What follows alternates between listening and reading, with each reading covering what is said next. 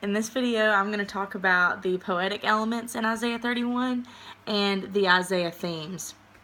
The poetic elements that I saw most used in this chapter are repetition and simile. We see repetition in verse 1 and verse 3. In verse 1, we see, "Woe to those who go down to Egypt for help, who rely on horses, who trust in the multitude of their chariots." So we see that repetition. And then in verse 3, my computer's doing something crazy. And then in verse 3, we see, "But the Egyptians are mere mortals and not God. Their horses are flesh and not spirit.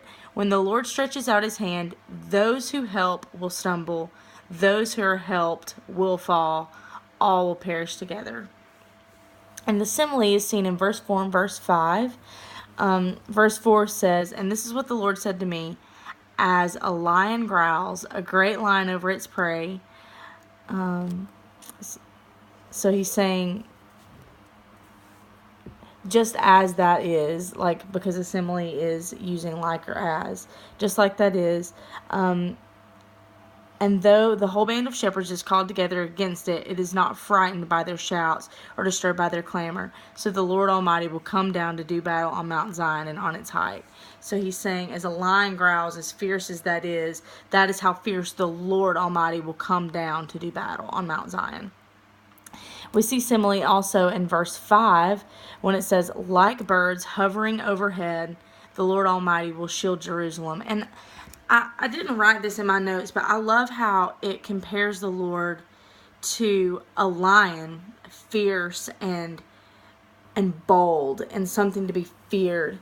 But then also like birds overhead that are shielding Jerusalem. Just I picture like lots of birds overhead with their wings spread out really far, and like how God can have those same characteristics contained within himself. I think that's pretty powerful. And the two themes that I saw in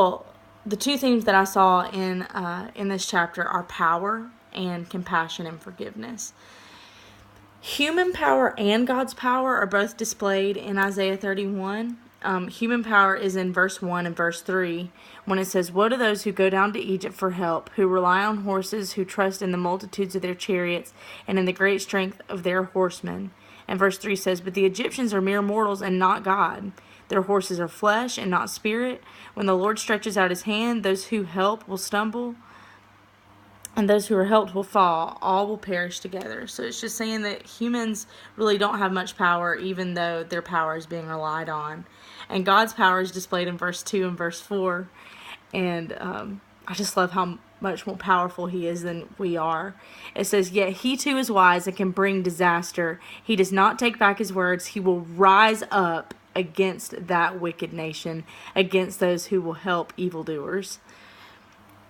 And then verse 4 says, "As a lion growls, a great lion over its prey, and though a whole band of shepherds is called together against it, it is not frightened by their shouts or disturbed by their clamor. So the Lord Almighty will come down to do battle on Mount Zion and on its heights."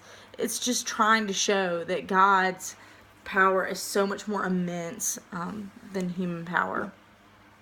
Compassion and forgiveness is displayed in verse 5 when it says, "Like birds hovering overhead, the Lord Almighty will shield Jerusalem. He will shield it and deliver it. He will pass over it and will rescue it." I just love that. I love that they are depending on something that will, on Egypt, on human power that will not save them, that will not help them. But God is still saying that he will shield and deliver them because he loves them. And I think that that's something that we can all remember today as we are reading this chapter.